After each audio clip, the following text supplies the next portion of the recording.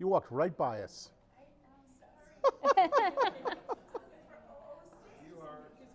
We're live. Okay. Welcome. Now they all start talking. Now that we're just going to start starting, now they're all lively. Welcome, everyone. Welcome, welcome, welcome. So, and welcome, Facebook, those of you watching live. A lot of new faces. So, quick calibration on what we're doing here.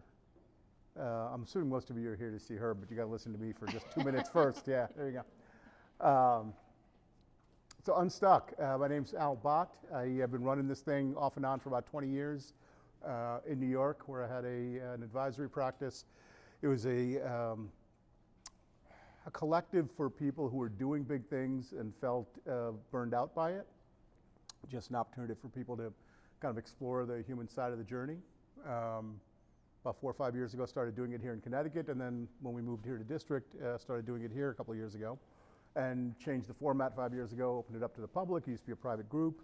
But the intention's the same. You know, there's this mythology that people who are doing things that have some line of sight to them, that have big impact, you know, whether it's in business, entrepreneurial ventures, social impact, whatever the thing is, art, that somehow they got stuff figured out. And the reality is they don't. They're human. And so these things have always been about not exploring the work, although the work comes up, you know, it just organically comes up, but exploring the kind of human journey, the frailties and the flaws and the kind of bumps along the road and the price that's paid for doing the work. As much of that kind of conversation as we can explore is what my interest is. So the way we work it is we're just going to talk and pretend you're not here for about 20 minutes, half an hour, and then we're going to pretend you're here and we'll all talk. That's it. That's how it works. Tonight we have with us Luciana. I'm realizing when I noticed that your name wasn't on a thing, that I've never heard your last name pronounced out loud. So I'm going to say it, and you tell me if I butcher it. Okay. Luciana McClure. Yes. Yeah. Yes. Woo! Right out of the gate. It's good. Lucy, founder of Nasty Women Connecticut. You're supposed to cheer at that because that's why you're here, right? Yeah. There you go. Recording purposes. Yeah.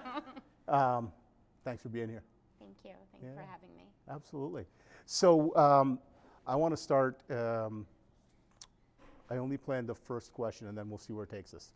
Okay. So we share a common experience that is a core aspect of New Haven, I think. Mm-hmm. We're both immigrants. Yes. And so I want to start with exploring. So I've told you my story. I came here when I was 6, illegal. New Haven was really kind to us, and that's why we're back. I'm curious about your story. So kind of, how did you come here? Why New Haven? Let's start there, and then we'll see where that takes us. Okay. So I came to New Haven in 1999, and I actually did not know Connecticut existed or New Haven. So here I am moving to a place that I had never heard of, didn't know existed, and I didn't speak the language. And the only reason we came here was because my stepfather had a fellowship at Yale for research. And that we were supposed to come for 2 years and then go back. So we planned to just come for those 2 years and go right back to our lives. But when we moved here, you know, my mother quit her career as a lawyer, so she would come with us, and she knew that was going to be a good opportunity, but she didn't realize how much we would adapt. You know, we did 2 years of high school, learned the English, and then they renewed the contract for my stepfather. So then we start staying, and before you know it, we were in college, and we said, okay, this is our home. We have to make this our home. We're not going back. But it was, you know, it was not easy because we didn't speak the language at all. I mean, and if it is hard enough being a teenager, you know, putting yourself in a new culture, a new language, you know, then it's even harder. But also understanding the structure of, you know, how college works, how school works, and it was definitely very, very challenging. But, you know, looking back, it's almost like it feels like, you know, exactly everything that had to happen, because now it's become my home, and but because my family is here. You know, so for me, home, when people ask, is not Brazil, it's actually New Haven, because my parents are here, my sisters are here, my community is here. Yeah. So you land, I mean, that age, it's one thing to kind of come, you know, when you're, preschool, 5, 6, 7, 8, 9, which is when I showed up, to land in kind of, mid childhood, right? Like, would you say high school age? Yes, I was 17. 17. So I was a little So- later. Yeah. So how do you find your way in that? Because that's an awkward stage of life wherever you are, right? In terms of social interactions, and I shouldn't say awkward, but it's a point where social interactions and all that kind of stuff is really critical and formative, and you're kind of finding your way. You plop yourself into a new culture, let alone just moving if you move to another part of Brazil. So Right. how do you cope with that? Well, I mean, what was exciting for me was the fact that it was a new page, it was a new beginning. And, in high school in Brazil, I always had a really hard time in school. So as I was getting in trouble, getting to fights, getting expelled for school. So then actually moving to the United States was kind of exciting to have like, oh, it's a new page and nobody knows anything that happened back there. But I remember actually when we moved here, that my mother said to me, don't get into fights, don't get into trouble, you're an immigrant. They'll send you back. And I was like, okay. Holy crap, I heard the same thing. But, and I stay somewhat on track, but I think it's, as a teenager, there is a sense that you think the rules, they don't really apply to you, but also that, oh, it won't happen with me. I'll be fine. You seem to think that you're a little invincible, and you're just kind of figuring it out, and you're like, oh, well, what's the worst that can happen? Right. But Interesting. Yeah. I mean, that's not that's not the perspective everybody would take, right? I mean, some folks would have the opposite, where they just turn inward. It's like, oh my God, everything could happen, and so I'm just gonna, But Right. your choice was to say, well, what's the worst that can happen? Let me go engage. Right. Okay. Well, and I was excited. I was curious about the culture, about being here, and I wasn't that interested actually in school. So I wanted to learn things, but I wanted to meet people, wanted to connect, and I was less interested in being in school on time or doing all these things and being by the book. But I think little by little, I didn't know what is it that I wanted to do, and I couldn't navigate the system. Right. I didn't understand how there was this structure. It's like, oh, it's 4 years, you have to finish. So it actually took me 7 years to finish my undergrad because I changed majors. I got expelled, and I came back to college. Actually, academic dismissed, and I came back, and then I was also working through college because I had to pay for school. But I think those things helped me not take so much for granted, even though I still took a lot of it in the beginning, and kind of I had to to have things be very difficult in order to say like, okay, if I'm gonna do this, I have to be a little more serious, or at least know what I'm trying to do. So would you have called yourself an artist back then? Not really. No.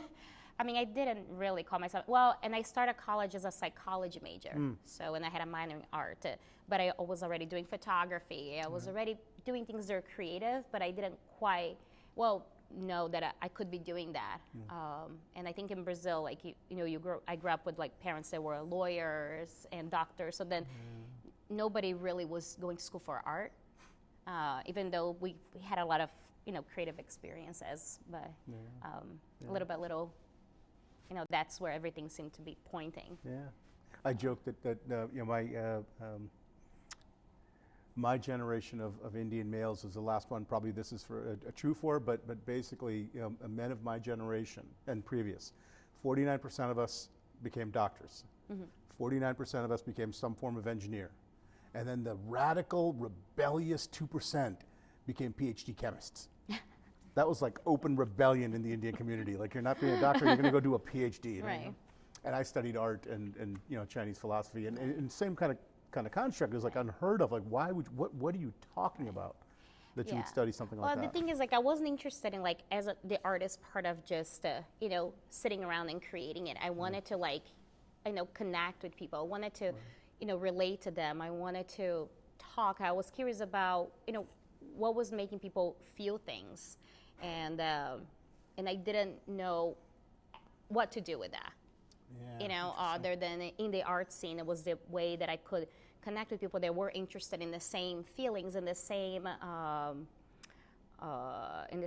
topics, but any other areas, it was just difficult to connect. I could have like deeper conversations, with people that are a little more creative, or they're a little, or people that are not going through maybe like a specific, like, not a specific, but a linear path. Even though I think no one goes through a linear path in life, but it's just we don't talk about it enough. Right. So you just used a phrase that really kind of caught me. You said you get curious about, no, I'm forgetting exactly how you phrased it, why people feel how they feel, right? Something like that. When's the earliest you recall having that, when you first recall noticing that as a question for yourself? Why do people feel what they feel?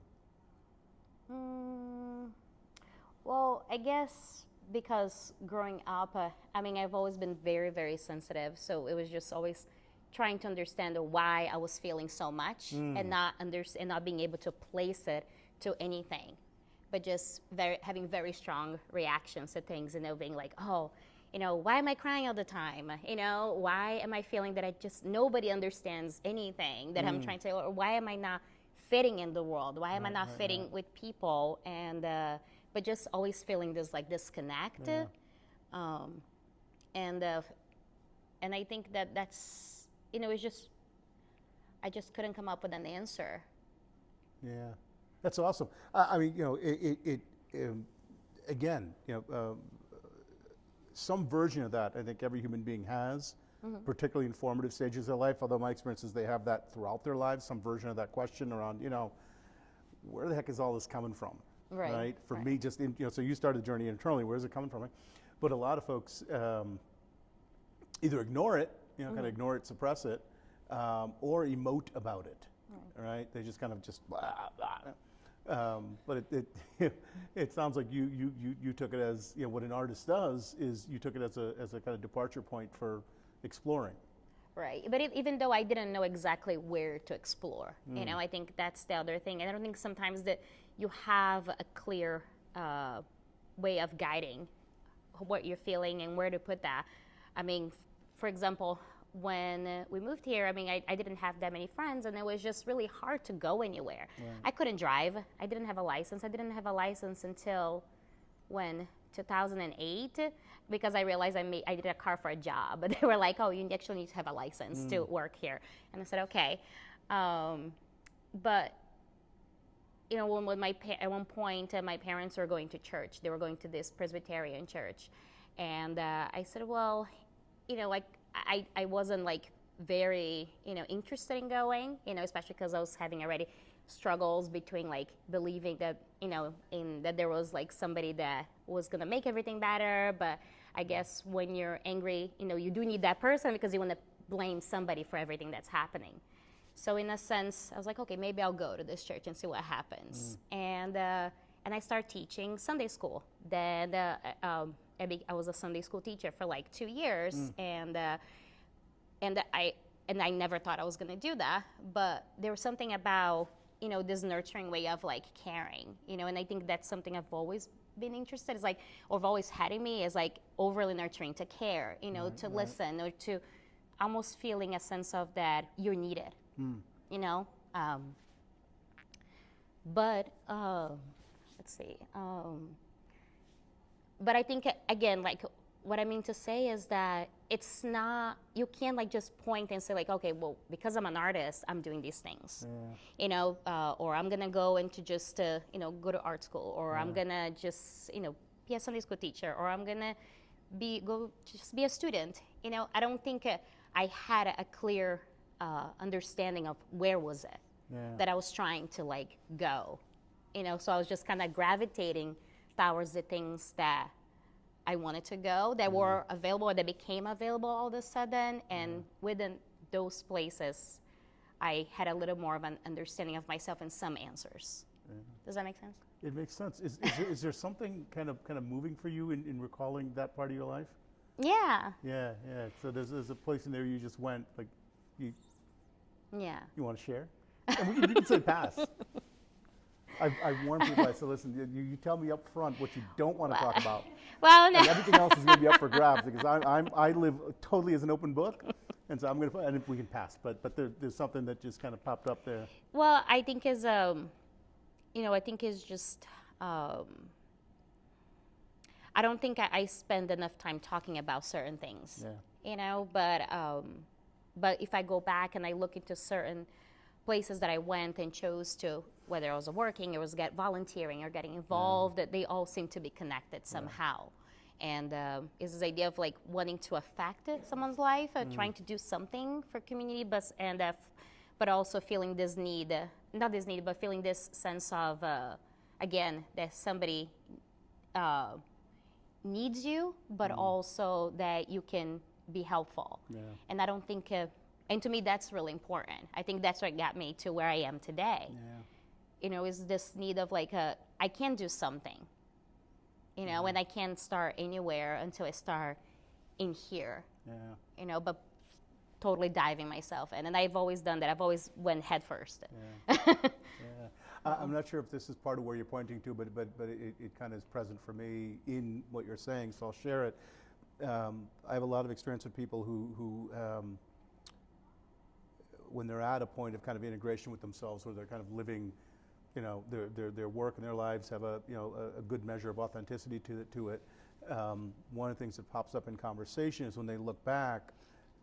We explored, you know, when they look back, they can see a consistent pattern of, oh yeah, it was chasing me all along. Right? Whatever I was chasing didn't matter, but it was chasing me all along. Right. And then eventually I just stopped and let it catch me, and then that's when my work began. Does that resonate? Yeah, cool. Yeah, I got that same experience. Different. We all have different versions of the same story.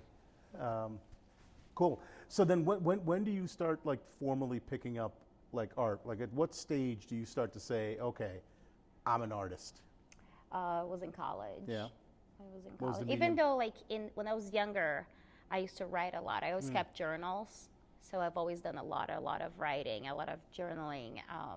And when I moved here, actually, that's what helped me with English. I had a teacher that introduced me to poetry, like an American literature teacher. And he said, you know, if you just write what you're feeling, and because my vocabulary was so small and so limited, you know, I started writing poetry. And you know, and I wrote journaling in Portuguese, like growing up I've always wrote, but never poetry. So I only started writing poetry in English. Wow. And I think it was because the words were so few, but I was able to know what the meaning each word held. And I think that helped. That's beautiful. But it was the only way. And I didn't read that much poetry growing up, but there's something about, because poetry doesn't have a specific structure, so then you can just kind of write and you can kind of make your own way of translating how you feel. You know, even if it doesn't make sense. You know, a lot of people read poetry and say, well, I don't get it. Well, why is this way? Why is it structured that way? And there is a freedom to write. That's great. So in college, you start kind of exploring this as a more formal expression, and right. The how do I want to say this? The edge in the work, right? So you know, again, folks, it doesn't matter the medium, whether it's, you know, teaching or painting or whatever. You know, at a certain point, you know, it's not about the craft per se, but you kind of find your voice, and there's a certain edge that enters the work, right? And the edge is not edgy, but it's like my edge. It's like, you know, how long are you kind of working at the thing before you start feeling like, okay, I got my edge is starting to emerge in this thing? Probably about a year or two into college, when I was taking my first photography class, and then I just started like playing around with it. But then I was trying to understand, okay, what I wanted to photograph, like what was it I was choosing to document. And I remember until my teacher always being like, my critiques were all over the place, because she was always like, I don't understand, like you have like 20 topics over here, we give you one assignment, and then every critique of mine was always all over the place. And I guess it's just because there was so much that I wanted to photograph, there's so much I wanted to see, and then the more I learned, I was getting more interested in other topics, and I was like, well, maybe I'll try this, maybe I'll try that, and then I would do a body of work, but then it would bridge into something else. So then it always seemed somewhat scattered. But it helped, because in the middle of all that scatteredness, you know, there was something that made sense. And eventually, 7 years later, I had a full body of work that I was extremely proud of, and which had opened the door for everything that I was doing today, which was like feminist work. And I learned that in my 5th year in college.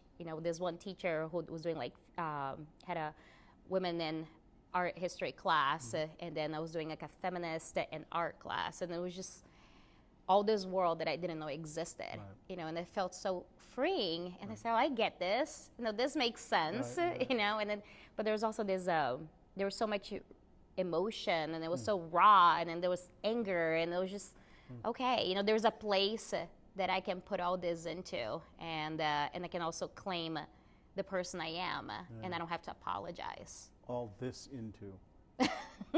What's the this? All of it that is, inside in my mind, or everything that I wanted to channel, but, feeling that there was no place for it. From whether it was from my culture or my home life or, my circles, that it was just, that's a little too much, but I still did it, So is that a phrasing you've heard from people in different ways? Too much? Too much? Yeah. Relative to you? Yeah. Yeah. So what's your, because it's interesting, again, we like I am of the school, guys, we're gonna get into this, that there's no such thing as bad relative to a human being, in terms of just innate attributes. There are attributes that are unclaimed and termed dysfunctional, right? And so I always kind of, when I hear stuff like that about somebody, it's like, okay, so they just haven't mastered that thing, so it's showing up for somebody else as something negative. And it's kind of encouragement to don't believe the interpretation, stick with what's on the other side of that coin. Right. But for you, this thing of too much, you've heard a lot. Yeah.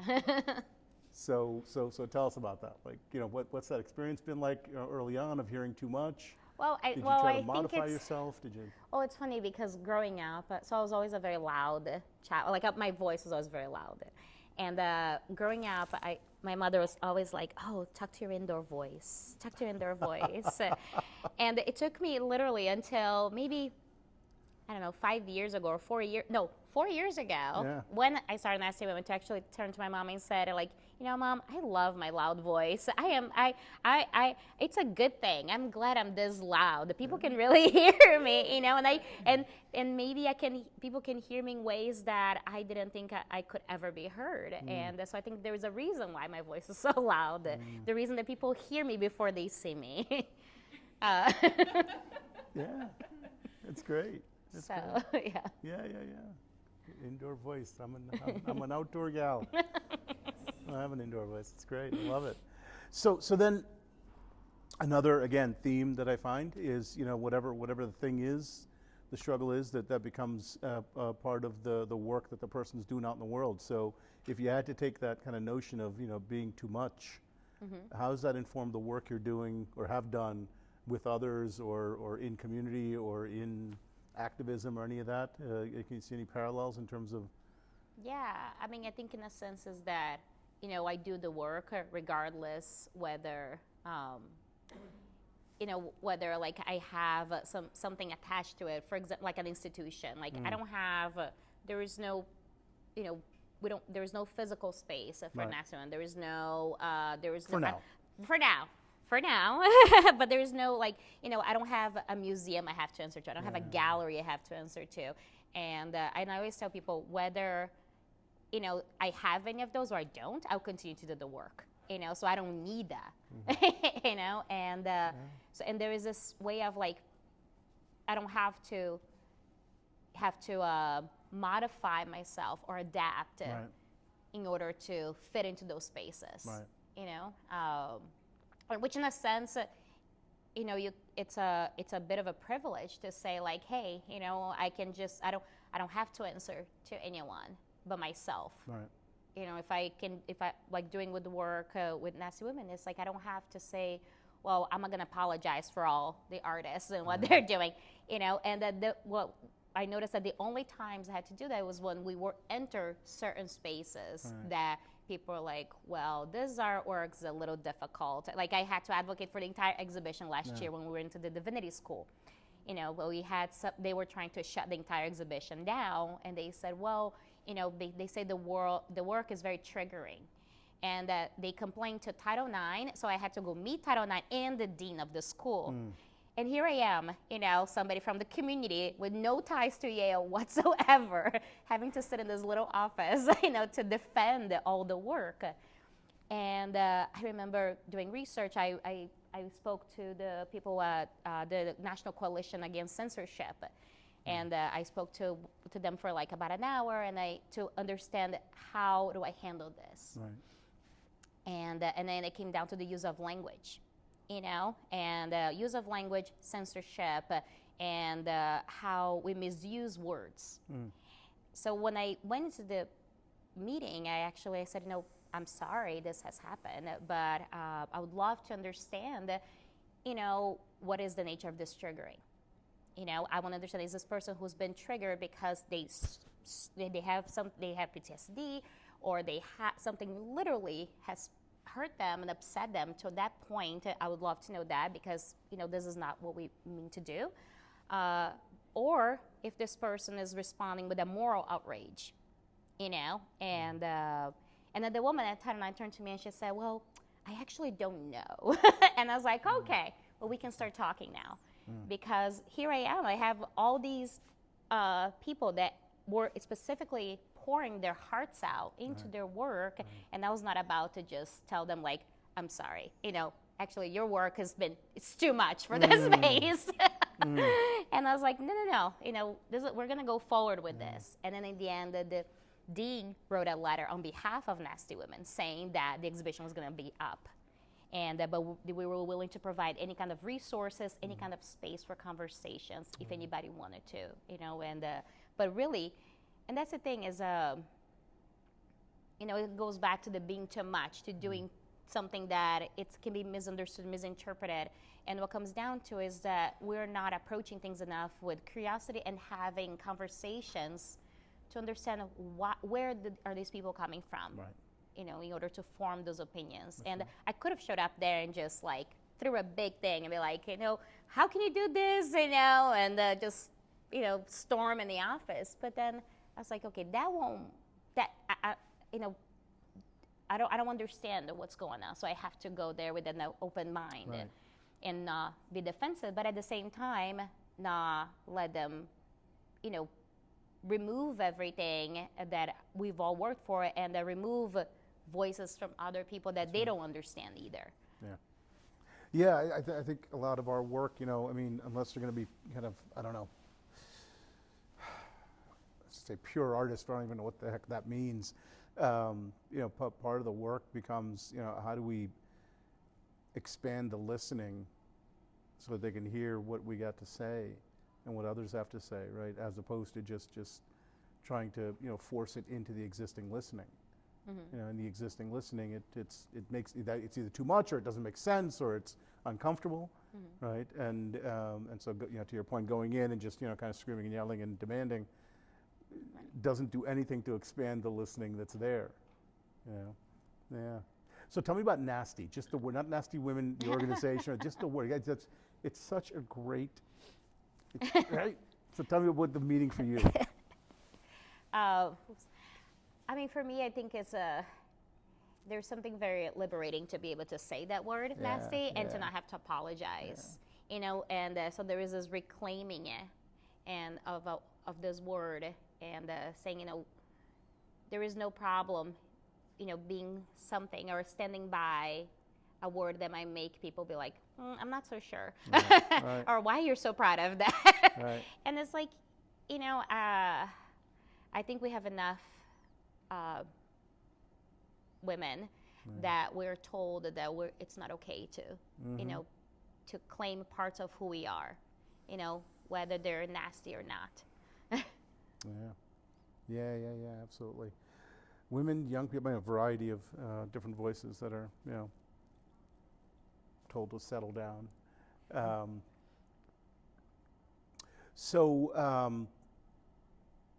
Nasty Women Connecticut starts in 2016 Yes, is that's when you started Yes, it was at the end of was around the end of 2016. Yes. Okay.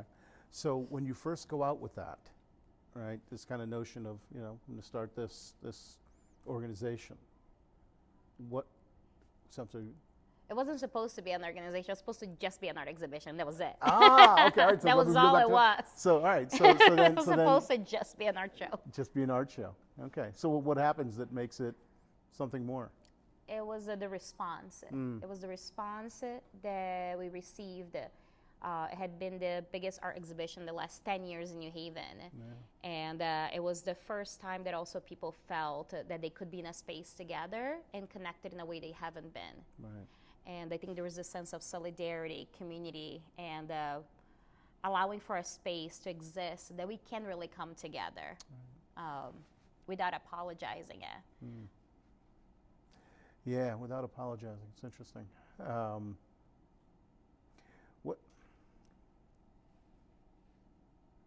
What's if you were talking to, and you probably do in your work, right, at some point or other, talking to young people, artists or not, you have to be specific with them around apology. What would you tell them that we have to stop apologizing for? I mean, beyond the, Well, I mean, I'm still learning that too. Yeah. I don't think that ends, that learning towards apology. But what I've learned recently is that you're always going to do something that it might hurt somebody, it might hurt you, and you might not understand that right then. But I think it's all how you're choosing to repair and whether you want to repair. And I think that's the most important part of it, of that apology. Yeah, it's interesting. What I was hearing and what you're saying is the kind of, because I find that I work with a lot with young people, traditionally kind of college age, though these days with high school and even younger, some middle school kids, and one of the things we talk about directly or indirectly is the kind of preemptive apology. Yeah. Right. The kind of basically showing up as an apology. Right. The kind of, I mean, literally the state of presence, the state of showing up is showing up as an apology. Right.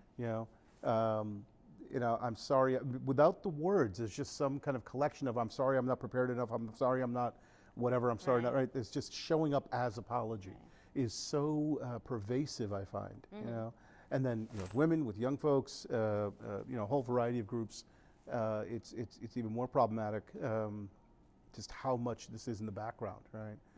And so I was just curious if you had any experience of that with the people you work with, the artists you work with. The apology, or like having to show up. The preemptive apology. You just kind of know the kind of background noise of just it's just like it's like.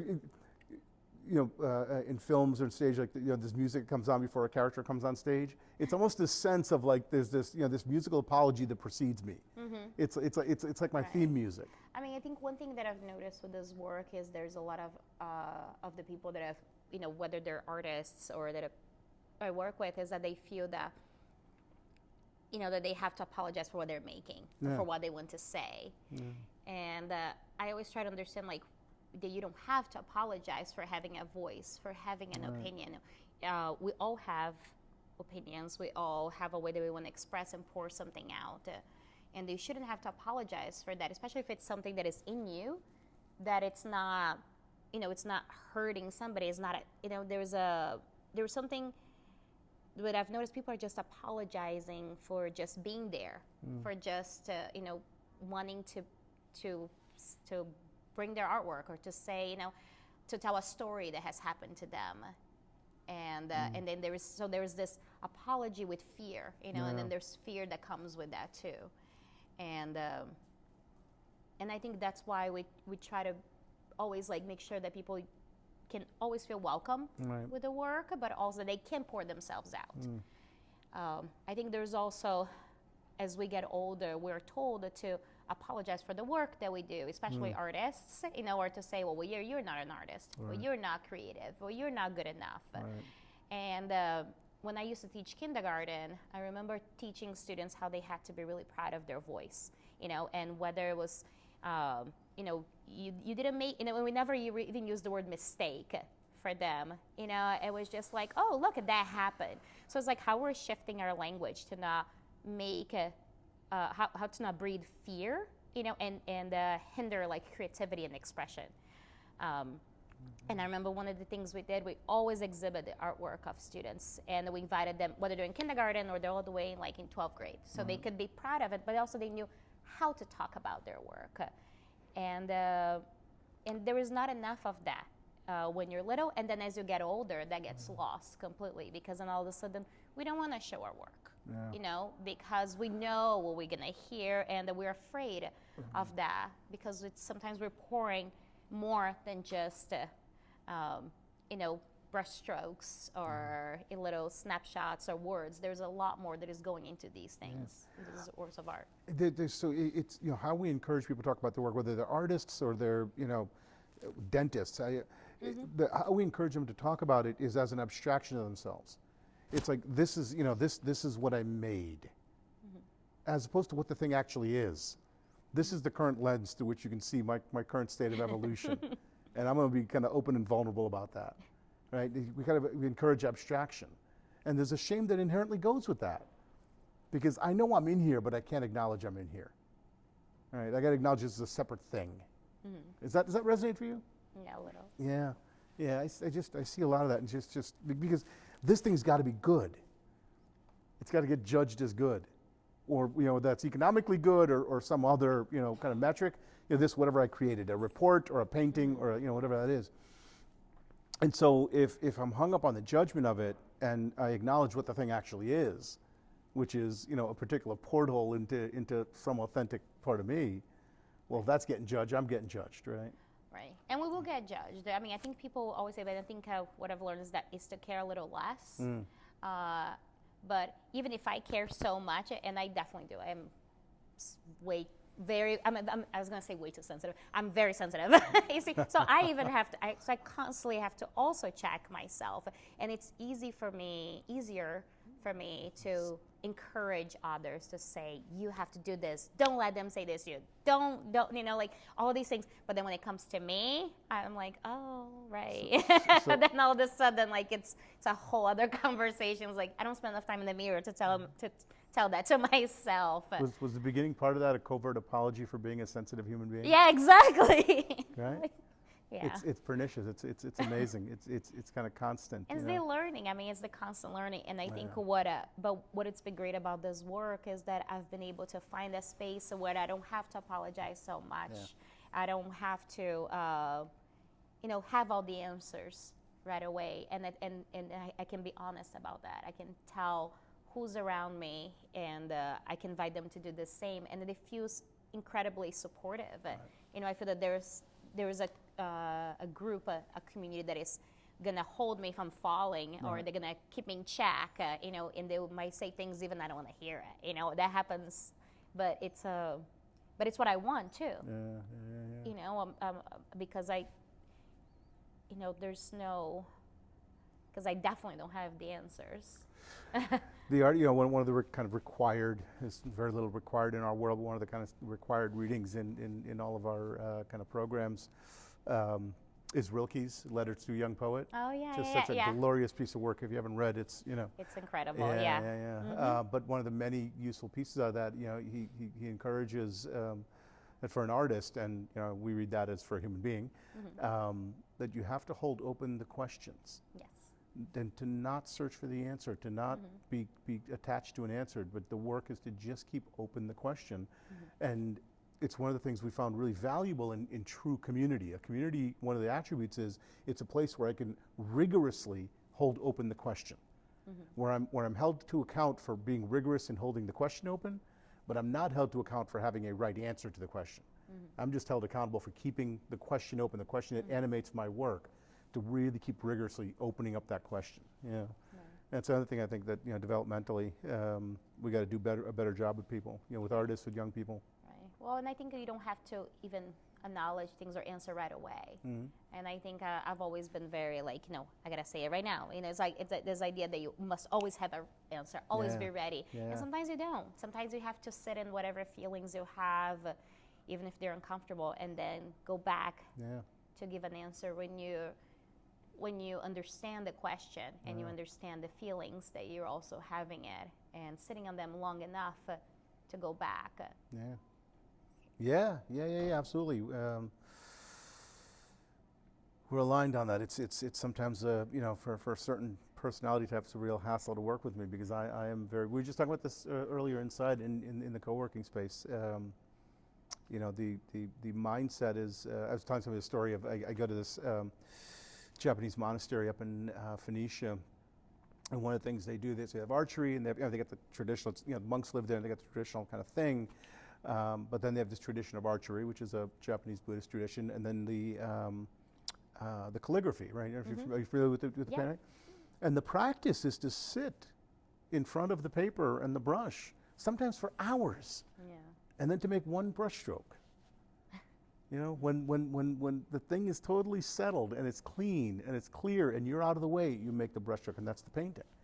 And so much of our work kind of proceeds from that understanding of, the urgency to act or the urgency to have an answer is often in the way. Now, if there's something urgent, right, if the building's on fire or if somebody, you got an injury, there's an urgency to an answer in that. But most things, and particularly creative things, and particularly human things, the urgency to answer is really problematic. Because they feel that if you're not doing fast enough, you're falling behind, or you're not. There's this sense of like also, there's this competition. There is this things you have to catch up, and you have to do it.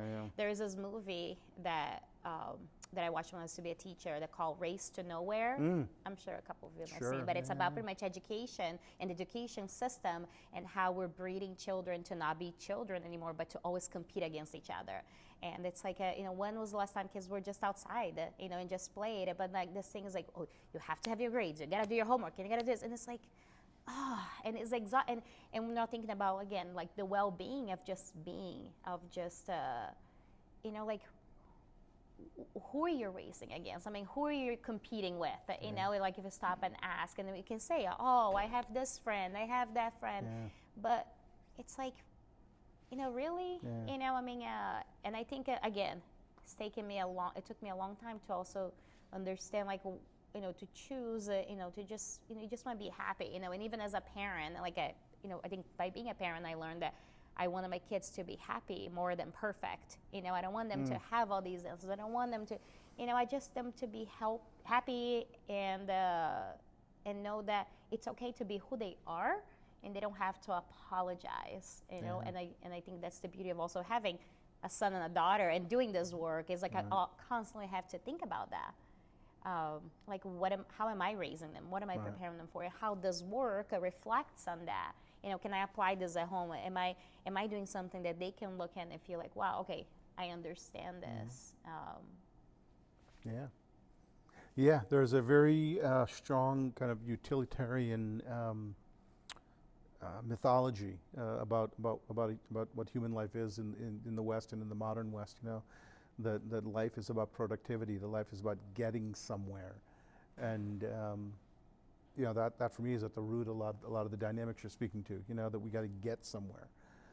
There's nowhere to get to as an ultimate destination, right? The thing is process. The thing is process. The thing is process, and there are places along the way that you will get to, but this understanding that life is something to be used, this notion that somehow it's like wasted. I just find it really humorous and sad when people talk about wasting a life. Because the implication is that the life is some block of coal or gallon of gas, that like some resource that's got to get utilized in a certain way. And if you didn't make enough, widgets, whatever they are, in the 50 years, 60 years, 80 years on the planet, somehow you wasted. Right. It makes no sense to me. Well, and I think I think everyone has a different answer for that too. I think for me is like I grew up thinking at some point that understand that I want a life of meaning. I didn't want to live life in blank. But then what does that mean to me? Right. It might be very different from every single person in this room to not live a life in blank. Does it mean where am I putting my energy into? Does it mean choosing to be a mother? Right. Does it mean doing the work that I do, in the community? Does it, like where, and what is that meaning? Right. And am I willing to take accountability for that question? Right. That I have to define what the meaning is. Right. As opposed to outsourcing that to some social system that tells me what meaning is, and now I have to be productive relative to that. Right. That's, there's a certain comfort in that, that okay, well, I get it, this is the rules, and so now I got to follow those, and there's a certain kind of comfort in that. But ultimately, in my experience, there's an inevitable burnout from that path. Right. Yeah. So I want to turn it over to them because we're actually a little past the half-hour mark. But you mentioned earlier, about the idea of Nasty Women and having a home, and maybe this is a good time to announce our little plan. So we're gonna be doing like a Nasty Women and Next. So you have Next, so here in district. So we'll be doing maybe every couple weeks or every week, once a week. We're still figuring out how's that structure gonna be, but it's gonna be a series of nights. They're gonna invite community to come, and we're gonna always have different conversations. And it could be, one can be a potluck, one will be a workshop, and but how each evening is a structure towards these questions that we have in our community, around, the Nasty Women community, and how we figured out, well, how do we get there? How do we get to the next to it? So we're, so we actually have a space now to be doing that and coming together and figuring it out. But it's very unstructured. So there is that, and that's the beauty of it too, so we're very excited for that. Yeah, I'm really excited. Like I said, we have a handful of communities, that all have overlapping intentions, and this one's exciting because again, these guys here, the Hobart Trust, I did a talk in there at the end of last year, and just they asked me to do another one, and so what I told them I wanted to do was a conversation titled "We Need More Effing Punks." Career is an act of defiance, right? Right. Because just the and so I love the nasty kind of thing, right? This kind of reclaiming of an edge to the work, this reclaiming of, not kind of silly rebellion for its own sake, but this notion of Well, there is a structure, there is a structure to like the way we're going about life, and sometimes there isn't a structure, and I think we need to embrace that there isn't a specific way, a linear way. I mean, I'm sure if we ask for every single person in this room, they would say, like, they didn't always have an answer. Their path wasn't linear, and it can mean in so many different ways, but also the freedom to not feeling attached to anything, or there's expectations that society, culture, religion, all these things are putting on you to define you, but you're kind of carving your own path, your own space, and that's okay, because like, it's like again, who are you racing against? Right. It's like, that's right. Yeah, exactly. So we'll publish a kind of calendar on the mutual sites, Nasty and Next, and we'll do it in there, and we'll have a kind of small group, and we'll see where it goes. So with that, we'll transition. What do you guys got to say? You got comments, observations, questions for Lucy? This is a really nice resonant room. Anybody want to sing? We got a microphone. Y'all are a tame bunch. Yes, ma'am. Yeah.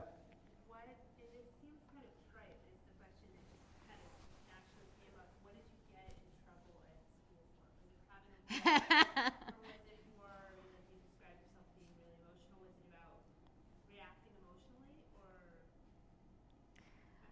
Right. Well, the first time I got in trouble, it was because a girl had made fun of my sister. So then I went up to this girl and I picked her up and I lifted her and I shook her and I said, "You don't make my sister cry." That was that. But, I guess I always had a hard time with people hurting others, and also not, creating lies, injustice, and I was always very quiet at first. So I've always been very quiet and shy when I was younger too, and I got picked a lot. I was bullied a lot. I was the last kid to be picked for things. Nobody wanted me in their team. Nobody and then I one day I also had enough of that, but it didn't, again, the system was not okay with that. but so then it was for fighting a lot. You know, but then I learned, you know, what I learned is that I didn't have to physically fight. You know, I could channel all this into other ways. And that's the thing. I think sometimes we don't know how we can channel our frustrations, our anger, all these emotions that we have pouring into us, and that there isn't enough conversations to normalize to say that we have those things inside us, and how do we put them somewhere constructive. And again, it's like this idea, like, you know, maybe my mother telling me like, oh, you know, you speak to their inner voice. You know, maybe she should have said, yell a little. You know, and so now I can, you know, instead of me going around fist fighting, I can actually just, like, you know, verbalize things, and I find other ways to constructively put that. So That's Not Go ahead. necessarily Yeah, a no, please. question, more of a response to this. So it kind of goes along with some of the things you were already talking about. It's almost like in society, not only do we put expectations about the paths that maybe, you know, people should follow, and that they maybe are more linear than they are in reality, but there's no, so emotions in general are labeled as bad, right? Right. So in some ways you experience that anything that's like higher than X, right, is probably too extreme and therefore bad and not welcome, Right. right? But in particular, there's a set of emotions that is labeled as being negative, and for those things, there is no, in most places, I guess, in this world, maybe in certain corners that I have not explored, there's no one showing you, right, for how to channel that, and it's just the label is slapped on, and that's it, and then that automatically means shut down, right? So I just find that really interesting. Just to have that. Right. And that happens a lot. I mean, especially we as parents, you know, like, how are we telling our kids, like, oh, you know, don't do this, don't be this way, don't yell, don't scream. It's like, and sometimes, like, you know, our bodies are just so limited to the sense that we can only hold things so much inside, and maybe we need to learn ways of channeling that. You know, maybe sometimes you can say to your kid, go out. Like, I had students, I did that. I say, go out, you know, looks like you want to scream a little, you know, why don't we go outside? And then you take this student outside and you just let them scream. Just scream as loud as you can go until, like, you just can't. You know, get it out. You know, and acknowledging that we have those things within us, and there must be a way that we can teach us how to handle, instead of just bottling in and saying that there is no place for it. You know, how we're educating using language or finding a way. I mean, it's, and I don't think we have the answers yet of how to do all of it. And it's compounded, right? Because the adults, as children, were told the same things, right? Right. Exactly. Yeah. Related so much to you saying just too much, just the words Too too much. much. Yeah. That, like, it literally just reminds me of being a child, you know, just that, you know, and we just look at, like, what I love about you is just your vibrance, and that I could hear you from the front door, so I wouldn't be able to find the event, and I could Lucy's laughter, and I knew I was fine, you know. And I just, the second you said that, it brought me back to growing up in Ireland, and just this feeling of, like, I was raw, you know, my insides were on the outside. Right. I was given everyone else the, you know, script on how you contain yourself. And it's, to me, this one memory of, I think my grandmother had passed away, and I was just really upset, and I was in school, and it was a formal convent, and I was just obviously raw. And I remember a biology teacher, my favorite teacher, taking me to the hallway and saying, you wear your heart on your sleeve. Like, you might want to go home. Like, basically, there's no place for you to feel these emotions. Right. And I have a small heart on my sleeve, like, tattooed. I love it now Right. about myself. And I see it in my stepdaughter, and I just love her fierceness. And Yeah. you know, that was the difference, is like, we weren't taught to be fierce. Yeah. And we're all like she-wolves in, you know, little bodies getting bigger and bigger. Right.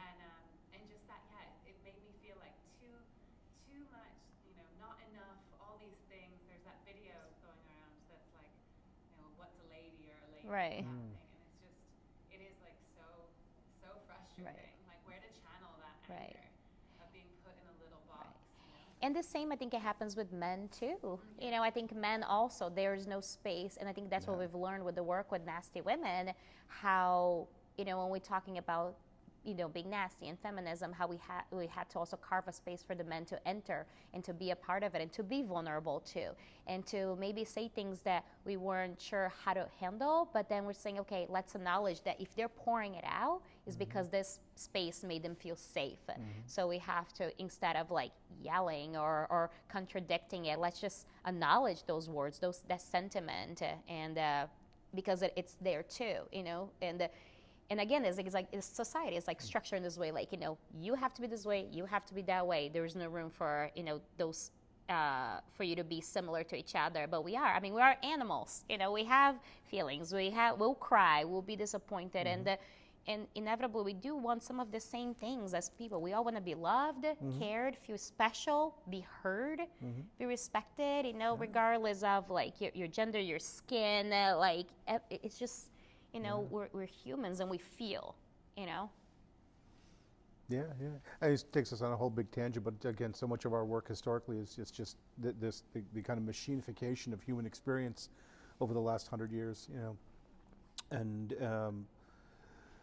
just the collective exhaustion and scarring that we have as a result of everything you're saying, and just not being able to express, just constantly having to operate like this in a very controlled, predictable manner, based on a script that I got handed.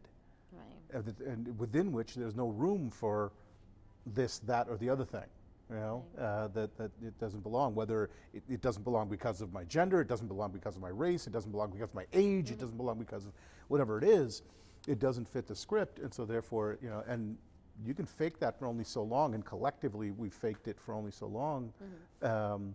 And we're compounding it, I think, a little bit by the kind of superficiality of the help that's available in some corners. The kind of, I don't know, the Instagramification of wisdom, the kind of nuggeting out of wisdom into digestible 2-sentence, blocks that are truthful, but taken in that form, have a vaccination effect. Where I got just what, woke is the worst thing to ever have happened to being awake. Woke is an antidote to being awake. Okay, you get just enough wisdom to inoculate you from the deep kind of awareness, right? And so we all feel this, and it's even problematic because there aren't spaces like that you're talking about, communities that aren't, kind of shiny boxes with lots of great PR and marketing around them, but that are authentic human spaces. Right. Where people are making, we've talked about it, I have a big thing around, you cannot have community if you're not willing to make a pot of soup. Or the equivalent. I'm telling you, it's just not possible. Maybe that's what we do on the You got to be able to, you got to cook for people. I don't care, you could spend $50,000 on catering, it's not the same as making a pot of soup. Or the equivalent thereof, right? Those things aren't glamorous, those things aren't Instagrammable, those things aren't, right? But we crave that. It's so simple, it's so fundamental, we've had it for 200,000 years and we're missing it. And it's not the only thing we're missing, but we're missing it, and so I get activated on this conversation now. So, but everything you're saying, just no place to express it, and we need more places to express it and explore it, and allow each other to explore it. Yeah, please. Yeah, I guess this isn't really a question, but just a comment of gratitude. Because earlier you said something about how it increased the listening. So somehow building a space for listening. Yeah. It's so important. Thank you for doing that now. Thank you. Yeah. I was going to say I recently wrote a children's book, but I wrote it 5 years ago, and I've been too lazy to get the design done on it. But it's called, you ever read, and we finally got the design going on it, and so we'll get it out. It's for adults, for children's book format. Because we're all busy, and that's all we're going to read. But you ever see the kids' book, Are You My Mother? Yes. It's like really preschool reading. It's like just, it's simple, right? So it's like a little baby duckling, lost it goes up to an alligator and says, "Are you my mother?" No. And he goes up to a dog, "Are you my mother?" No. So it's that format. It's called Are You My Listener? And it's this little girl going around saying, "Are you my listener? Can you hear me?" And my experience of life is that every single human being I've ever met is walking around with that question. They're asking that question, even though they don't realize they're asking that question. Are you my listener? Can you hear me? I'm not even sure I can hear myself. Can you hear me? So I think we run a 2 years master's program, like a degree program. We run weekend programs. I teach at a couple of universities, and the only thing we're working on, two things. The only thing we're working on is relationship. The only thing we're working with is listening. For us, those are the only two things there are. And that for 30 years, that's been our work. Relationship and listening, that's it. Yeah, so get activated on that one too. What do you got, Steve? You're always good for throwing something in. You know, I decided just to listen. Yeah, there you go. There you go. I do have a question. It kind of goes back to where you started. So I had a very similar path to yours. I came here from Germany when I was 15 with my family, and so some of the similar experiences, different reasons for why we came here. Ironically enough, my reaction was completely different than yours, but that's not the question. In terms of, you talked a lot about trajectory and things not necessarily being linear. Is there a part of you that ever wonders, like, gosh, how would things have been had I not had that sort of transformative life experience that really Right. almost like catapulted me like against my will in this different direction? Or maybe it wasn't against your will, but you Right. were excited about it, right? So I'm kind of Right. projecting a little bit. Yeah. I mean, I think, and that's the thing, I think I had I definitely had a couple of different experiences that led me to where I'm at today. Sure. And I think some were in my control, some weren't. Moving to the United States definitely wasn't in my control. Like, I didn't have a choice. I just had to go and make the best of it for it. And I think at some point, years later, I try to make the best out of it, but definitely through my parents' perspective, like, I wasn't trying to do the best of it.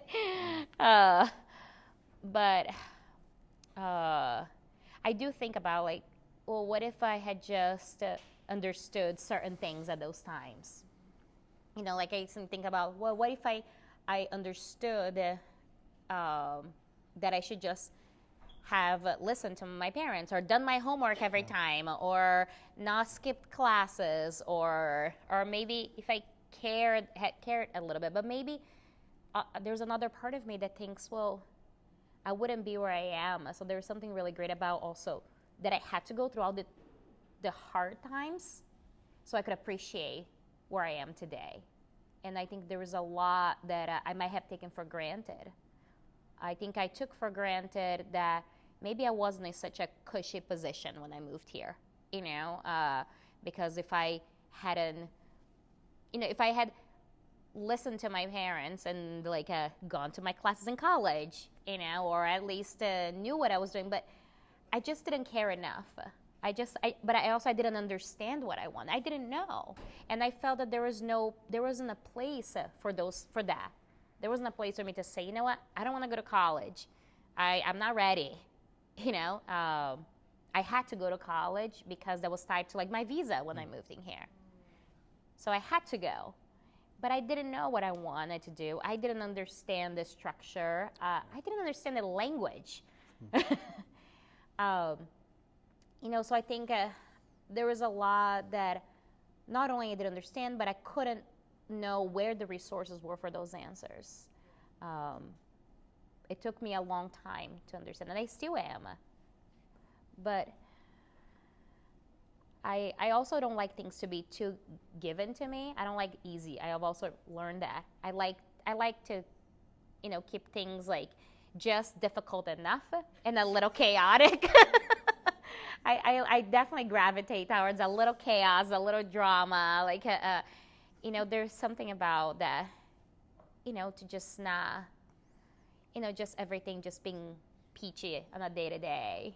I like, the intensity of things. I like that, this work with Nasty Women, it's hard sometimes. I like that. I like that sometimes I have like 30, 50 things to do in a day-to-day, and they're still not done. I like to stay busy and to feel things moving it. So there's something about that. I like this spiral sometimes. So I think that I had to go in this unlinear path, and I'm not a very religious person, but like there is there's one saying in Portuguese that it always stuck in my mind about, the one way to talk about life, if there was if for some people that believe in God, for those that you think about someone else, but it says that God writes straight and crooked lines.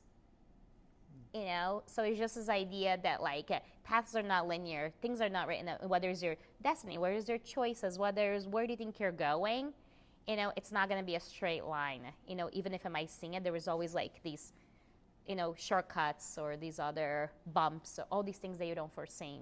So there's no way there is a straight path. How horrible would it be if there were? Seriously. If you, right now, whatever age you are, if you took the next 30 years and you today mapped them out, like month to month, what was going to happen, where you were going to be, exactly like who you're going to be with, if you mapped it, and it happened exactly that way, you would go crazy. You would be miserable. How do you know? How do you know? Do it. Seriously. Do it. Here, so this way, in the teaching, I kind of talk about this. I said, listen, none of your parents wanted you. My parents didn't want me. How could they have? They wanted a tattooed pseudo-philosopher teacher who works in an innovation center, you know, likes bourbon and punk music. Like, how could they? I'm a surprise. You're a surprise. And if you ever met anybody who, the day before they were born, their parents laid out the preschool they were going to, the kindergarten they were going to, the middle school they were going to, the high school they were going to, the college they were going to, the profession they were going to have, when they were going to get married, where they're going to live. If you met that person, you'd find them to be fucking crazy. Psychotic. Think about it, wouldn't they? I mean, do you know people who have some version of this life? I feel like I want to live in an alternate universe where we can like Test this out, yeah, now. There's got to be some, you know, There must Black be a Mirror or space instead of Twilight Zone district for episodes about that. this. But do you not know people like this who their life was so planned out by their parents, and the level of they're like this, their psyches are like this. I mean, I do think It's that there are people amazing they that have an like to aneurysm. have this sense of like that they're like, okay, God. everything is Give myself a head rush perfect, there. everything is in place. I mean, I think some people do like it that there's like, okay, everything is perfect, and then when something goes off, they're like, oh my god, like So that's different, right? You know, respecting order, valuing order. Right. I can get that. I'm talking about the kind of planning out of life as if it were, you know, building a machine. That's what I'm talking about. Right. Is that just how horrible would that be? True. Right? When you look backwards, it's all the stuff you didn't plan that had juice in it. It's all all the bad stuff. If you took we talked about this the last one. We got two ways to deal with wounds in this culture, and it's horrifying. Way one, we deal with wounds. La la la la la la la la la la la la. It just didn't happen. Right? Way two, we deal with it is we put it up on the shelf. Look. This is how I would look. Let's have a meeting about the juice. Look at this. It's like, imagine a physical when you get a cut. You go, la, la, la, la, la, what happens? Like a deep cut. Oh, it gets infected. It's going to get infected. You're going to lose the arm, maybe your whole body. Psychologically, that's what happens to wounds you don't deal with. Wounds you keep open, look how deep this is. Look, you see the tendon. Look. Same thing. However, what's, like I don't know if you can see from there, I got a great one here. Get close, you can see it. But what happens to the wounds that you tend to? Skin doesn't go back to what it was, does it? What do you get? Scar. Yeah, a story, a scar. This is where I changed. Right. I tended to it. You tend to the wound. But that's what makes somebody interesting, is the thing they didn't plan that happened and it left a scar. It doesn't have to be something traumatic, but it left a scar. Your story of being a kid and that story about the heart on the sleeve and I got a tattoo on it, right? That's a psychological, not wound, but scar. This is something that happened, it formed me. Right? That makes life interesting. If you got a planned thing, there's no possibility for scars. That presumes that things have to be interesting. Interesting is an interesting word. All right, I tell you what. You're going to be the test case. You take tomorrow or the next week, whatever you need. You tell David you're taking a week off unplanned, and you map out the next 30 years, like down to the month, and then test it out, and you get back to us. And I'm Hindu, so I get to come back. So if you find that if you find that it works, next time around, I'm going to live your way. I promise. Of course. Yeah. So, I'm really fond of the Jefferson Starship lyric, "We built this city on a rock and And when I think about New Haven, I think about a lot of different things have built the city. Some have almost gone, but still a lot of different things. But the thing that pleases me most about the city is that it seems like it's built on the arts now. Mm-hmm. So, and you're obviously a part of that. So when you think about the city, what's the role of the arts and what do you want to accomplish when you're part of it? What I think is Told you he had something. Good. he was like brewing it. He's like getting ready. Well, I think to me, I think the role of the arts are to be accessible for everybody. I think they should be accessible. I think whether you want to create or you want to experience it, in however way you feel that you want to do. I think there should be a freedom for that. I also think that, to me, I like to see the arts also connecting and to the world around us, to issues and to ways that we don't have language for. I don't think that we have enough of a space for that. But I actually was in a panel what was it, 2 years ago, I think it was. And it was about if there's room for beautiful art, when the world it is the way it is, if art only had to be political. And I definitely, I'm a big believer that art should be political. And I think art, whether it's beautiful and pleasing, whether you're painting flowers or not, is still political. I think we also need art that is just kind of like allow us to escape from all the pain and the suffering that can take you somewhere else. And to me, I think that's political. I think that art is resisting and fighting something. So in a way, all art is political because inevitably it's creating something or going against something that somebody will disagree, will agree, or we might not quite understand and comprehend. I think that's something I would like to be able to accomplish more in our community and to allow for art to connect us more than divide us, pull us apart. I think we still have too much pulling apart, and then we don't have enough of that we can make the arts really bring us together.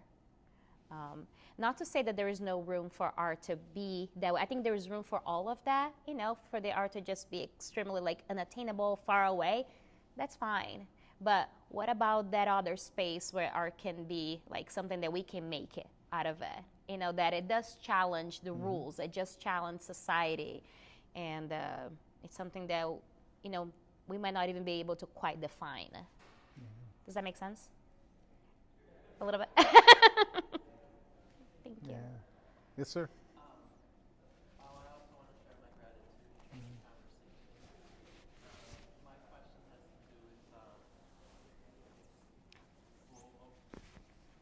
the connection with writing and photography. So in other words, I'm a teacher, and I've been thinking that I was reading a book about a writing teacher who teaches teachers about writing, and he's become a photographer. So the book, his name is Ralph Fletcher, and one of the things he's known for as a writing teacher is writing these craft lessons. So now he has a book about craft lessons he's learned from photography that will help young writers.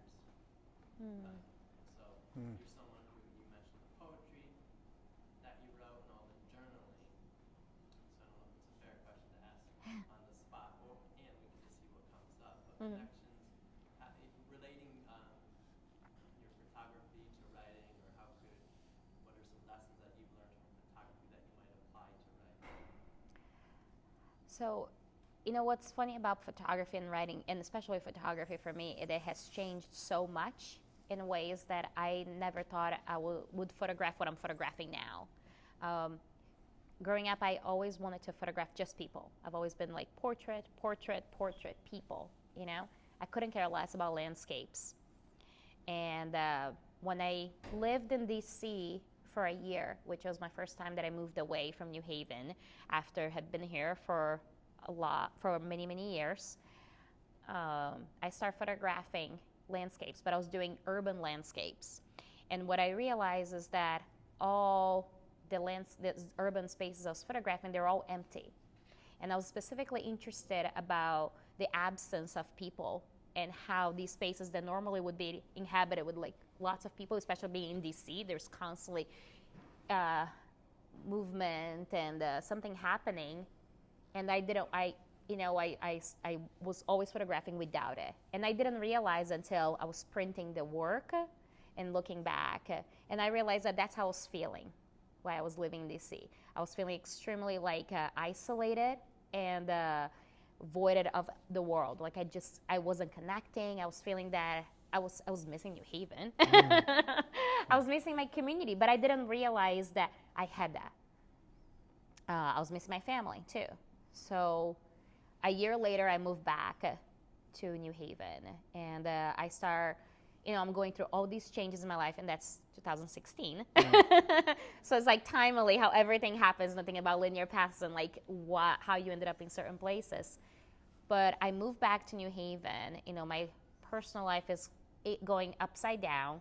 Everything is changing, and I'm still feeling that sense of disconnect. I'm like, what is going on? What am I doing? And at that time, I start running. So I'm running, and I spend a lot of time running in the woods. And so I start photographing it as well. And I'm starting to realize that running, but also being in the woods, there is a sense of like escape that I can get, but also solitude and solace. Like I feel that like there's this meditative aspect, and I'm doing alone.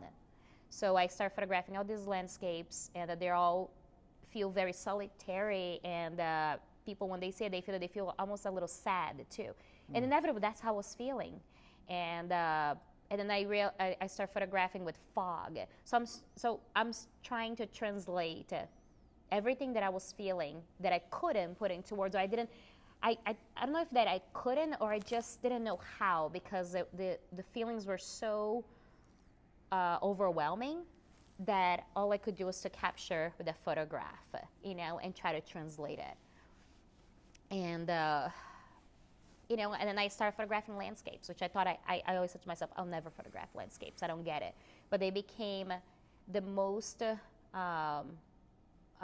successful way to translate sometimes how I'm feeling. And through photography, but also I'm a purist when it comes to photography. So I'm all about like black and white and natural light, and understanding how light, and shape and layers of blacks and grays and whites, they can evoke feelings, and but as a result, also a lot of my landscapes are not happy. They're all very sad and kind of moody and like heavy. But to me, there's something very freeing to having a way to pour that out and work through those feelings. I've added some words to some of them, but I haven't quite been able to figure it out until last year. I did a show, and I found this. Again, the Japanese always seem to have words for things that we don't have sometimes. And there was this one word, it's like this expression, but it's this idea that you can only appreciate beauty by understanding the chaos and the sadness inside it.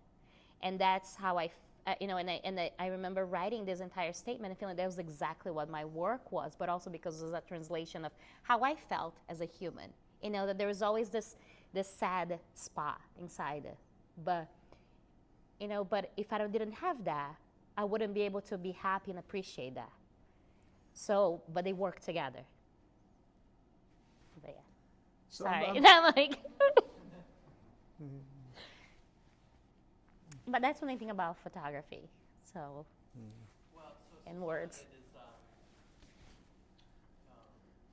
looking, in the way that you might do some writing and then look back to mm-hmm. to see what themes surfaced in your writing. You look back at some photography of some of your photos, and Mm-hmm. and then it occurred to you, oh, this might be. And then you sort of identified Yeah. the theme.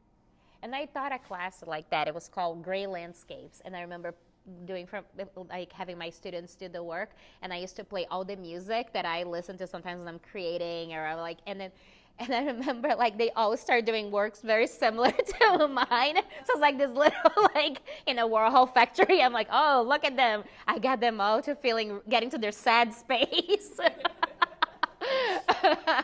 It was great, and that's the thing is like we don't know like there are different ways also of becoming inspired, of finding inspiration, or getting to those places. It can be through looking through art, it can be by listening to music, it can be by the weather. How are we, how is it that we're responding? And sometimes we don't know, so you need to kind of put to the students and to people all these different ways, to try to figure it out. How do you get to those places?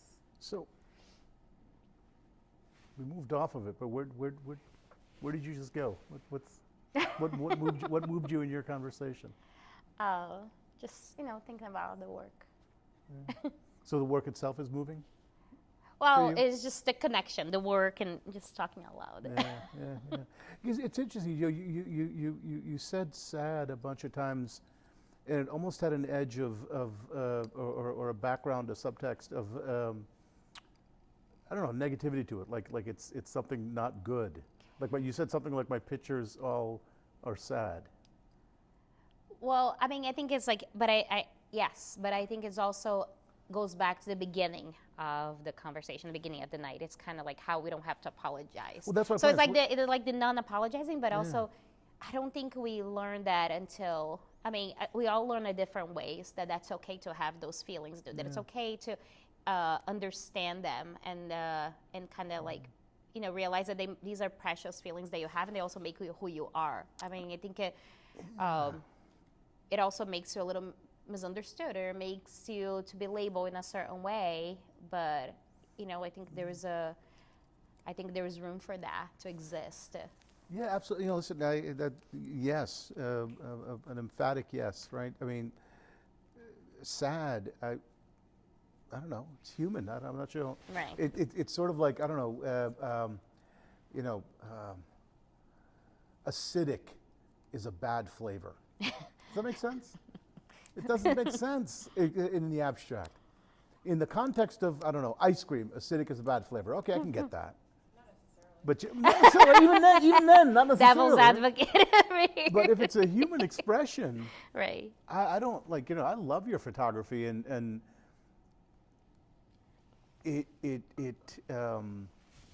what I love about it is it has a certain I don't want to say this. Okay, let me say this other part first. I'll see if that helps with this. When you're talking about photography and writing, writing by its nature is linear. Mm-hmm. Like by its very nature, writing is linear. One word has to come before another and after another, right? And so there are things that aren't sayable in writing, because there are things we have that aren't sayable. As soon as we say them linearly, we lose what we mean. They can only be said in a gestalt. And that's why photography or painting or those things are the only way to say them, because they can only be said all at once. And as soon as we say them in a sequence, they lose some meaning. Does that make sense? Yeah. Well, that goes back to like what we were talking about art, and like what is art, like what does it have to be, what it can be, and we all need it. Even if we don't call it, even if we won't say, oh, it's art. It's like it's something that it brings that creative or those emotions, all these parts of you, but you just need to pour it out, and you have to make your voice. You have to create your language, and that's why we need it. Yeah. So to get back now to what I like about your photography, the stuff that you characterize as sad. Like I was caught when you said that, because I never experienced it as sad. I like it, but to me it's I don't know. It's sort of exposing of this doesn't, again, words don't capture, right? They fumble, but it's exposing the vulnerability of the moment, or of the place, or of there's a certain, but I don't experience it as sad. So it was interesting to hear you characterize it that way.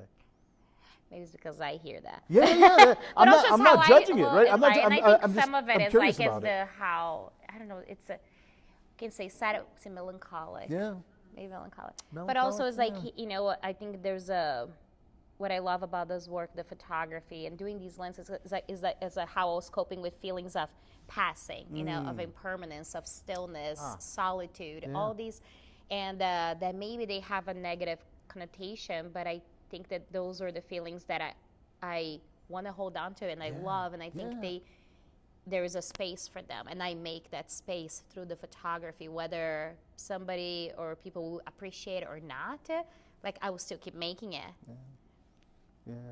Impermanence. Can we talk about sadness for a second? Yeah. Melancholy, like, I feel like we always put value to our emotions, and I feel like just because it's sad or melancholy doesn't mean it's bad or good. It just is. Yes. Is that. So when you had your moment and you were feeling it, I was like, this is great, but she's right in it, and this is what she felt at that moment. Yeah. And, it moved me too. So. Yeah. So anyway, I like to reiterate that constantly. I see us in therapy, but Right. sadness is the same as happiness. Yeah. It's just expressing it and being in it and having a place where I can express it. Don and I made a film, and most people who see it say it's too sad. Which one is it? This is fentanyl madness. Oh, I want to watch it. You can understand why it might be sad. But when I hear them say it's too sad, I know that it's right because you're supposed to feel very uncomfortable. And that's the two part. So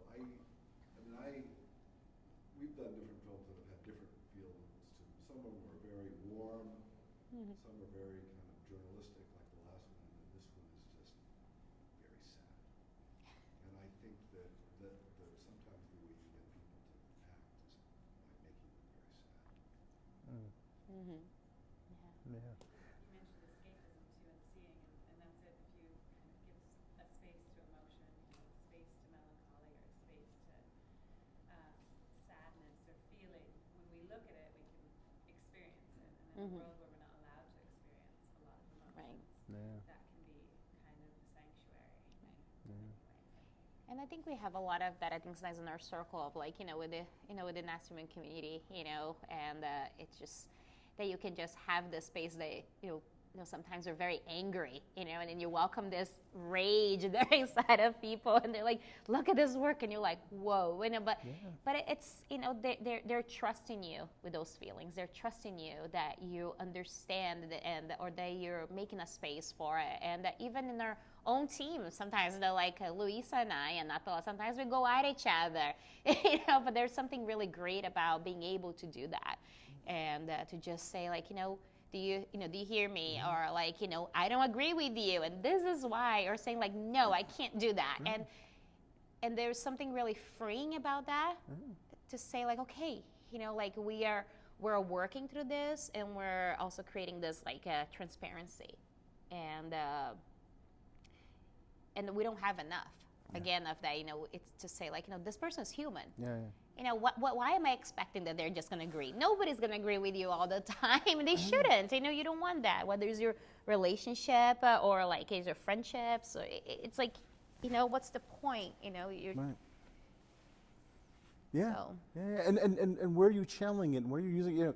If you actually listen to to Martin Luther King, like the recordings of it, that dude was angry. It was all channeled and committed. It was beautiful. Read the New Testament. Like I'm not Christian, I'm Hindu, but big fan of JC's. That dude was angry, and with a purpose and committed at the work. Right? Wasn't hiding that anger. Was busting up tables and yelling at priests, and then he was angry. It was great, but channeled. Right? Putting it into the work. Angry, sad, melancholic, happy, all that. It's all human. What are you doing with it? What are you doing? Where are you channeling it? What are you creating? Art.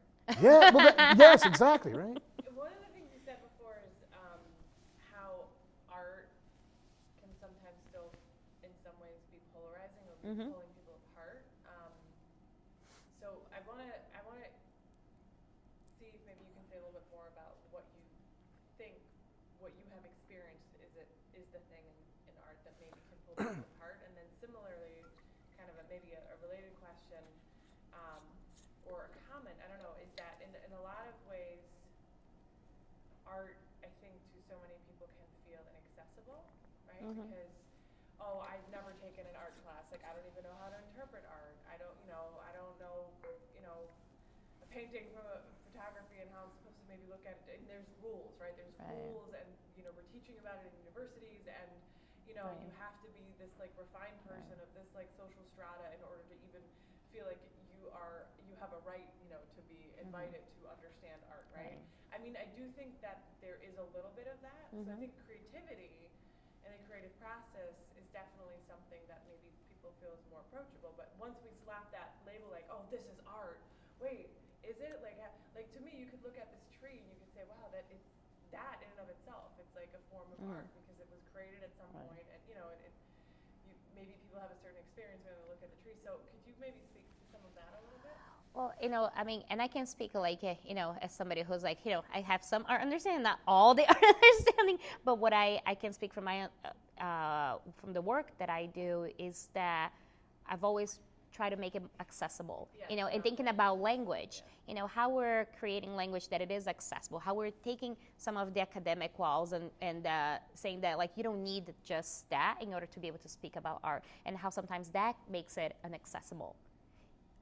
When we say, well, this is, and not to say that, again, there is no place for that. I think that there are, scholars, academia, that there is a space for that culture to speak with such big words and say, this is a colloquium, this is, we go back to this century to talk about this work in this way, and creating all these connections. Like, I think you can still do all that, but you can make the language itself accessible.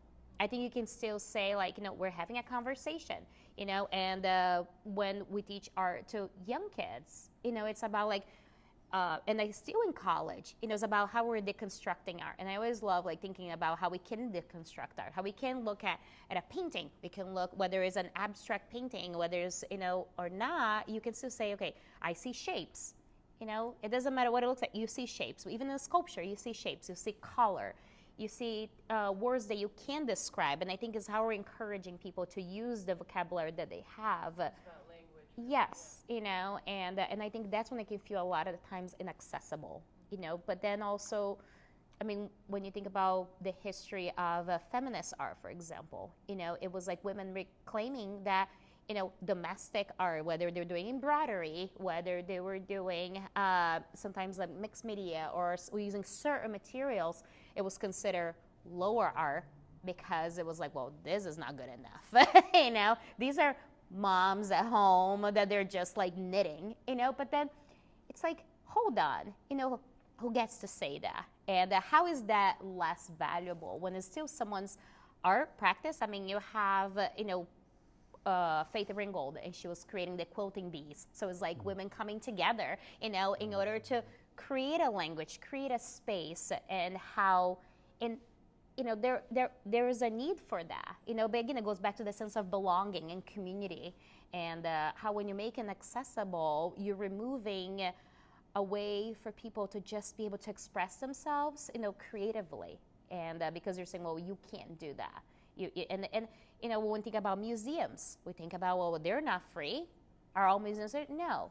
I mean, like, so it's a big conversation around that, and I get into arguments all the time about that because, I always have people that will contradict me or they'll teach me something, but I think that's where the conversation needs to go, to get to these uncomfortable places. And I mean, I do the work with Nasty Women, but then I work at the Aldrich Museum, and so there's like so these are different spaces that I enter, and then I understand and learn ways of carrying these conversations, that I, in a way that it aims into making some sort of change, or at least creating that sense of accessibility. But it's I don't have all the answers on that, and I think I'm still learning as we have conversations like this. It's like how we can make it better. How Sounds like it's a combination of using language that's more accessible and just asking questions about the experience that people are having. And that's why when we do our exhibitions, it's like nobody gets to pay to submit, because that's removing a barrier of accessibility. Sometimes $5 is a lot for someone. So we suggest, like, you can donate. If you don't want to, you don't have to. We're not turning you away from experiencing the artwork or from maybe creating something or something that you want to in the exhibition, to be part of the conversation. And our events are also, we try to like think about, okay, how are we making it accessible, how we are not. And every event we learn that we can do better. Every time, there's always something, well, you didn't think about this word, you were using this word wrong, and then we're like, oh, we didn't know. So that's the thing, there's always something that you know that you're falling short. So again, it goes back to also the apology, and it's like how we're choosing to like repair that, whether it's through a personal relationship, a friendship, or it's through the work that you're doing, in your community.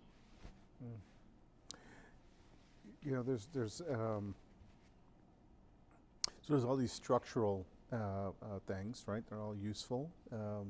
Some are in the way, like museums that you can't afford to get into, and some then are, removing obstructions. My interest tends to go in this in this kind of conversation, this kind of question, and our kind of education communities go to. What if you can show up in a way that your presence is an invitation to expression from the other? Make sense? Yeah. Right? My presence is an invitation for your art. At the counter at Starbucks, that how I show up is as an invitation for you to express who you are. Not necessarily on canvas, but in that interaction. Right. Like for me, that's art. Like I can show up in a way that invites you to express yourself in that transaction. And that's an invitation to art. That's an invitation to expression, right?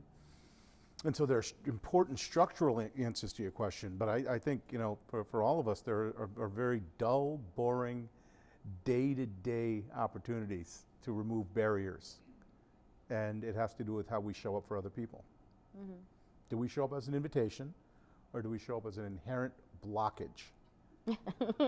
And the default position is we show up as an inherent blockage.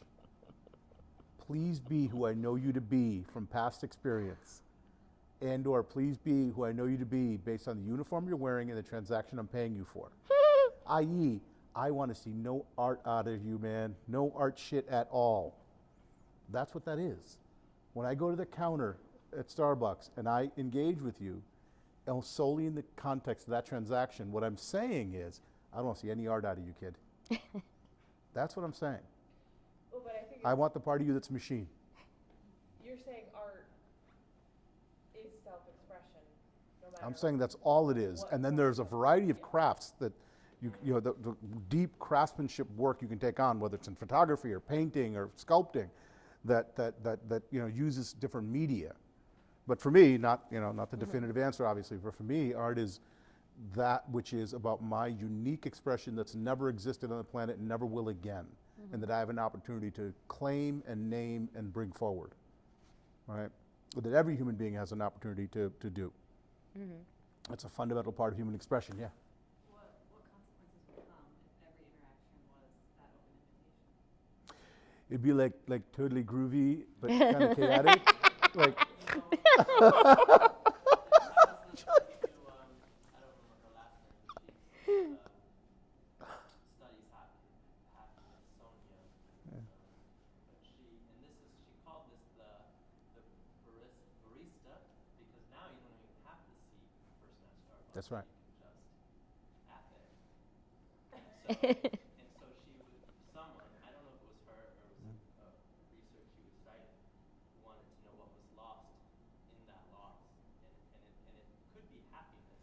And the research is you don't define them as introverts or extroverts, but the behaviors of introverts or extroverts. So once you define yourself, and they were asking people who were doing the study to become more extroverted, do the behaviors that would be more extroverted, engage that person, that cashier at the counter, and then by all the measures of happiness suggested that even the introverts, when they were pushed to be more extroverted, were happier.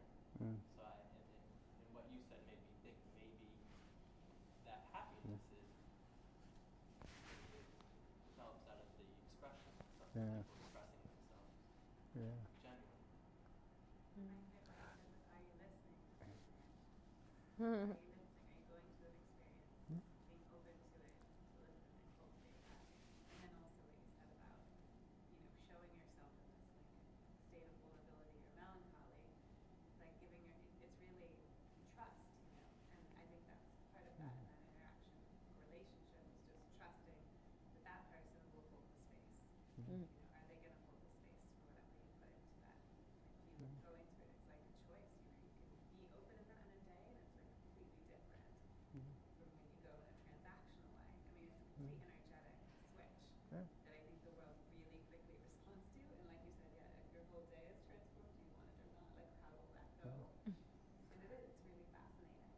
And I've done more of a practice of doing that, and like reluctantly, because I can see my dad like flirts now, increasingly as he's gotten older, flirts more with all the waitresses and stuff.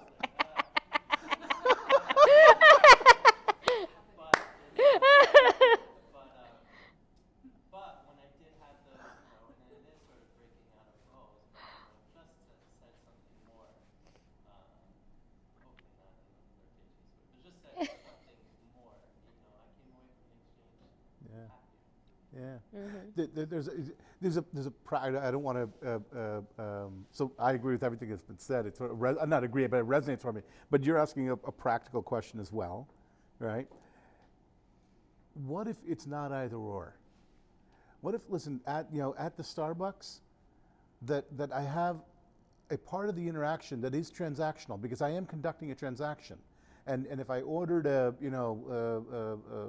soy latte with 2 pumps of hazelnut, and you give me a green tea matcha, you've botched the transaction, and I'm going to call you out on that. That sits in parallel with. It's not a choice of either or. That sits in parallel with my listening for you as a human being. Right? So I have this conversation with my daughter since she was old enough to, probably before she had old enough to have language. We kicked off a high school program in Bridgeport with some kids who were committed to food justice, 2-year leadership program. And one of the kind of, the first session was just laying out some principles, how we're going to interact. I said, listen, here's the deal. Over the course of 2 years, you're going to take things on that are, tasks and outcomes. And to some degree or another, you're going to succeed or fail in those tasks and outcomes. And if you fail, you're going to be responsible for, redoing those tasks. That's kind of how it is. You, however, who you be, can never fail with me and in this container. Literally, you cannot fail. The tasks can fail, and then you're accountable for cleaning those tasks up, but that's separate from what you do and who you be are separate. You can never fail with me, literally. That's our commitment in the Tuesday Tea community we have. We have this young adult community in all our communities, right? And so it's not either or, because we do have to get our cup of coffee. And if we wanted coffee, we should not have to deal with, matcha tea, right? So that's legitimate too. But it doesn't have to be either or. We just the problem is that we collapse to that.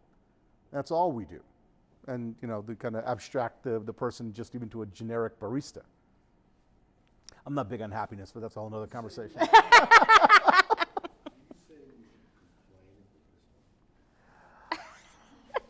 I'm saying that at some point, I want you to come in here and teach a master course on complaining, because I got a sense that you could. I think that we need in the world the level of commitment and finesse you bring to complaint in multiples. No, you're a biblical complainer, man. You are John the Baptist complainer. You know what I mean? Like that kind of stuff is good. It's not inconsequential. My seat's not comfortable. It's like complain. It's like, hey man, wake up. We got people dying of fentanyl, and you guys don't even know what's going on. We need that kind of complaint, absolutely. So yeah, I think you're a complainer in the best sense of the word. Yeah. Yeah.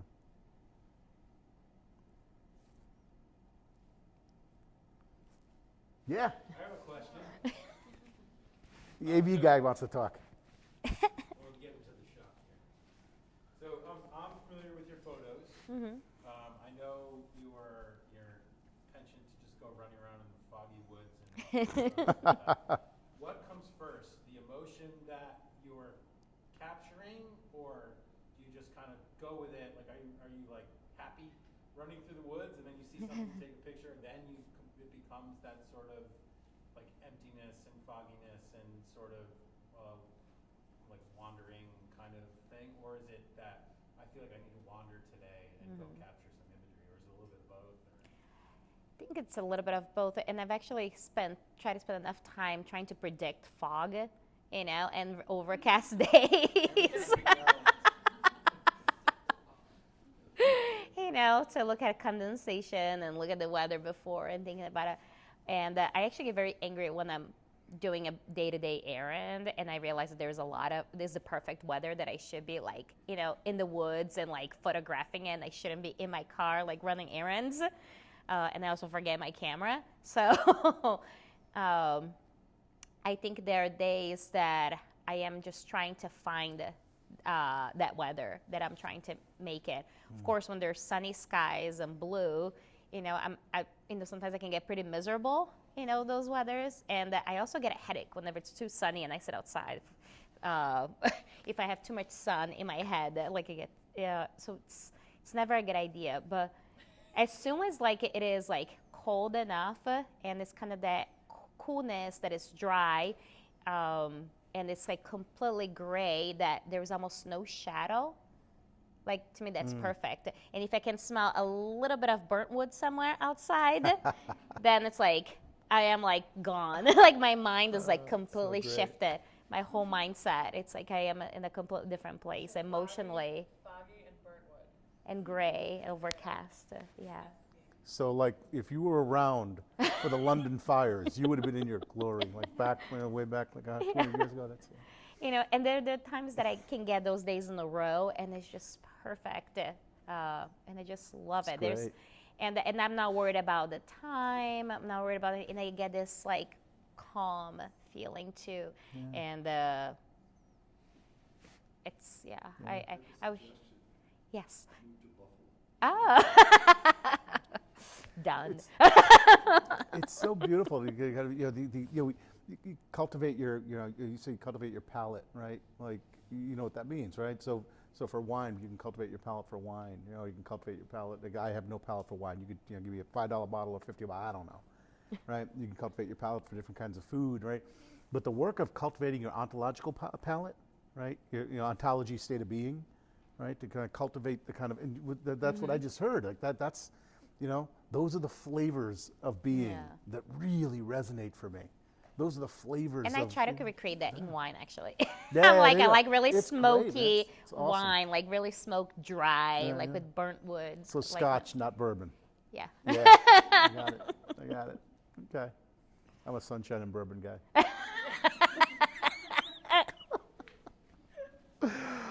We are at the end of our time, and I see people packing. So a few things to kind of close up. We'll end with you. Scott Amore, for those of you who don't know him, thank you, Scott, as always.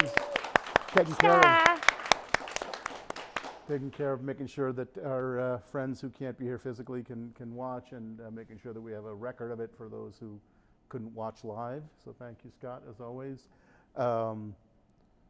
Couldn't find a way to actively connect it, so we'll just do it as a non sequitur. Mia Sushi, first sustainable sushi restaurant on the planet here in New Haven. The last year after 40 years that you can go there. This is it. Yeah. You're insane if you don't come once. To all you people out there, I'm a big, anybody who creates community, I am like just so a homer for. I just will just go out. Like I have no affiliation with Mia's other than the fact that I eat there a lot. So for some reason, we just have this ritual now. We always just plug Mia's. Mia's, the State House, another place that creates community here in New Haven. Go to the State House whenever you can. Nasty Women Connecticut, you have next, Nasty and Next. Stay tuned for some announcements on that, maybe as early as next week about what we're going to do with that. But hopefully we'll see some of you there. Hopefully we'll see some of you there on the camera there. Next month, we have another artist. Stay tuned for a little announcement about that for next month's Unstuck, fourth Wednesday. This year, we're doing fourth Wednesdays. We used to do third Wednesdays of the month, so Unstuck happens the fourth Wednesday of every month, like clockwork, 6 o'clock. You're here, you're not here, I don't care. I'm talking to somebody. But please come and hang out with us. All right, that's all the administrative stuff. Lucy, thank you. Thank you. It was awesome. I appreciate your not just giving your time, but your kind of openness to sharing with us. So I'm looking forward to seeing what emerges in the nonlinear path of collaboration. Thank you. Yeah, great. Thank you, everybody. That's it. Oh, hold on! Don't go anywhere. We didn't do this. March 8th. Are we still on live? March 8th. Tell us about March 8th. it's the opening reception of Nasty Women Connecticut. So this is our 4th year so of exhibition, and the theme this year is protest. So it's what does protest look like today? How do you apply it to your daily practice? Sunday, March 8th, which is International Women's Day, from 4 to 6 o'clock at 85 Willow Street, the Urban Collective. We're going to have music, food, local beer, and beauty and art. So free and welcome to everybody. There you go.